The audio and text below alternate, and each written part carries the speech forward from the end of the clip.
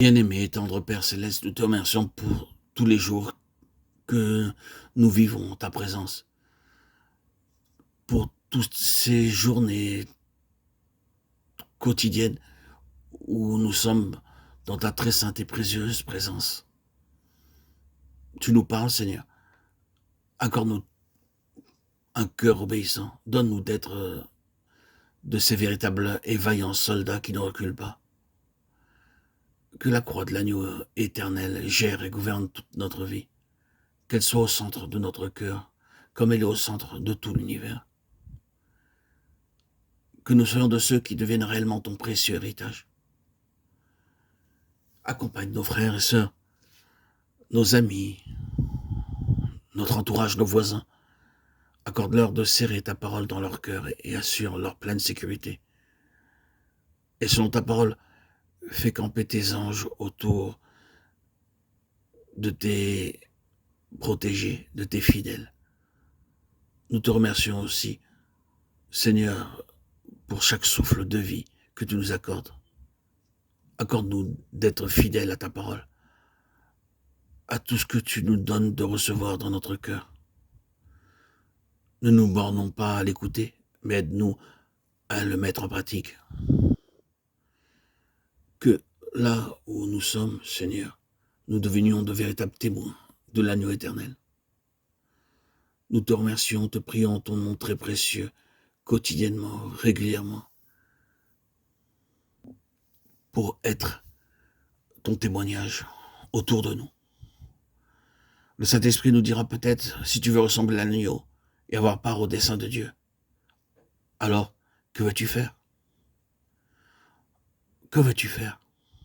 Ce sont des réflexions que nous pouvons avoir dans nos pensées, car le Saint-Esprit a un langage direct, et souvent nous essayons d'en détourner le sens. L'homme est menteur, et utilise son quotient intellectuel pour tromper les autres, en rédigeant des documents auxquels nous ne comprenons rien, ou par lesquels nous ne savons pas ce qu'ils veulent dire. Ce n'est pas honorable pour l'homme. Nous n'avons aucune vérité en nous-mêmes, car nous ne sommes qu'un mensonge. Et Satan a fait de nous des menteurs. C'est le produit de la chute.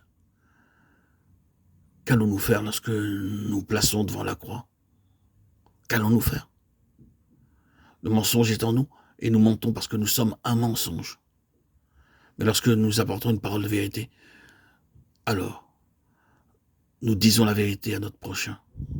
Et nous pouvons vivre une communion fraternelle. Vivre dans la lumière de la vie. C'est ce que mentionne à ce propos Éphésiens chapitre 4, verset 25. C'est pourquoi renoncez au mensonge et que chacun de vous parle selon la vérité à son prochain, car nous sommes membres les uns des autres. L'apôtre Paul a écrit cela parce qu'il y avait du mensonge. On ne dit pas les choses comme elles doivent l'être. C'est de l'orgueil qui nous conduit à être des comédiens, jouant un rôle qui, rentrés chez eux, sont différents. Des gens qui veulent paraître ce qu'ils ne sont pas, mais qui tôt ou tard seront mis à nu par la croix qui leur dira « Ce n'est pas vrai, tu n'es qu'un comédien ». Le livre de l'Apocalypse rappelle au chapitre 21, verset 27, « Il n'entrera chez elle rien de souillé ni personne qui se livre à l'abomination et au mensonge. » Le mensonge est en nous et nous mentons parce que nous sommes un mensonge. Mais lorsque nous apportons une parole de vérité, nous disons la vérité à notre prochain. Nous devons devenir une vérité qui est Christ, et cela est d'une très grande importance. Seule la croix règle tout. Il ne servira à rien d'essayer de se réconcilier par des entretiens. Il faut prier. Car les gens ne peuvent être gagnés que par la vie, en vivant Christ. Le chemin, la vie et la vérité.